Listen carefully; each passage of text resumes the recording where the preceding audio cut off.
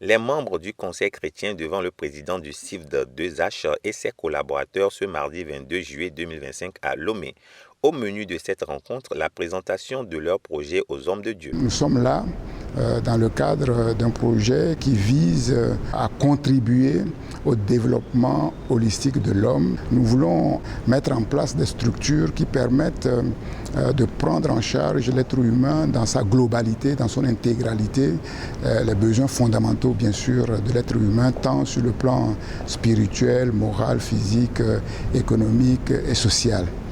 Et effectivement, comme je l'ai dit, c'est une grande vision, c'est une œuvre d'envergure.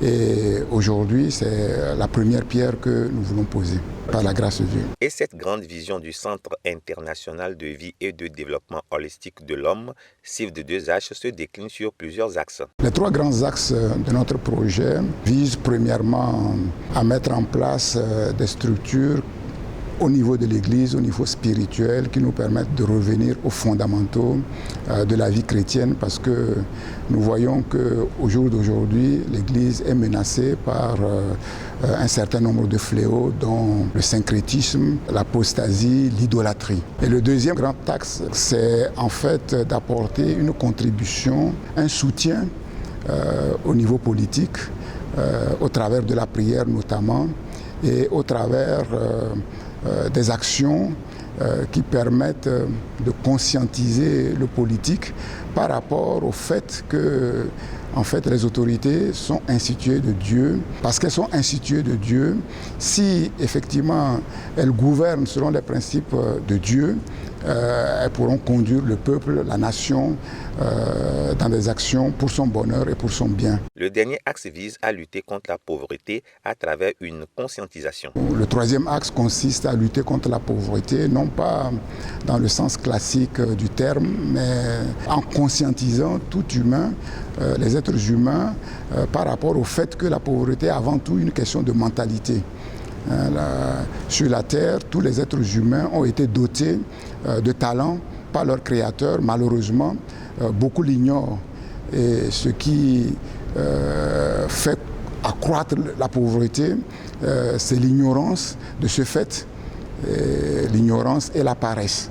Et bien sûr que nous n'allons pas occulter effectivement cet aspect de tendre la main aussi dans un premier temps, mais surtout nous allons travailler dans le moyen et le long terme par la conscientisation et aussi par les enseignements qui permettent de prendre conscience que tout être humain peut apporter sa contribution, si petite soit-elle, au développement de l'ensemble.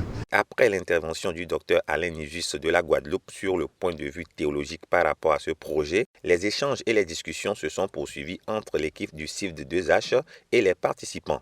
Le président du Conseil chrétien, l'un des modérateurs à cette conférence, s'exprime ici. La conférence était très intéressante et pertinente. Ça parle de l'Église dans une nation. Son rôle est si bien sa raison d'être.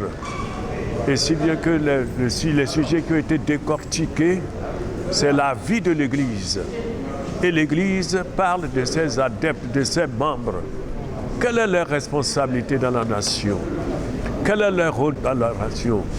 Est-ce qu'ils impactent la nation positivement ou négativement?